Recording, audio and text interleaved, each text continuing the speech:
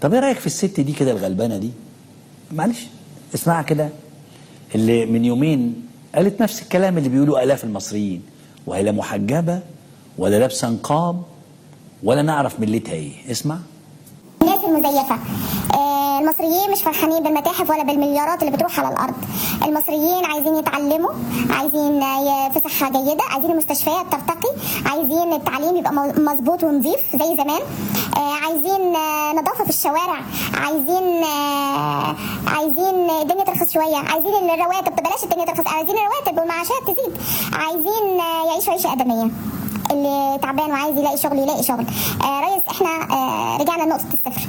احنا ما عملناش ثورة علشان نعمل متاحف ونعمل عواصم إدارية ونعمل عقارات ونعمل كباري ونعمل لا، أنا عن نفسي عايزة أعيش عيشة آدمية، عايزة لما أتعالج بالرخيص، عايزة على حسب دخلي، ما أنا دخلي اكشف عليا وشوف دخلي عامل ازاي، اكشف عليا وشوف معاش أبويا أنا قد إيه بيعيشني، وبعدين عشان ما تقولش إن أنا زعلان، لا أنا زعلانة لأن احنا ما عملناش حاجة.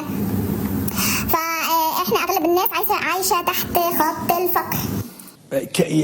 الست قالت الكلمتين دول، وزي ما قالت على صفحتها على تيك توك هوب خبطوا الجماعه على بابها. ايه يا مدام الامن الوطني؟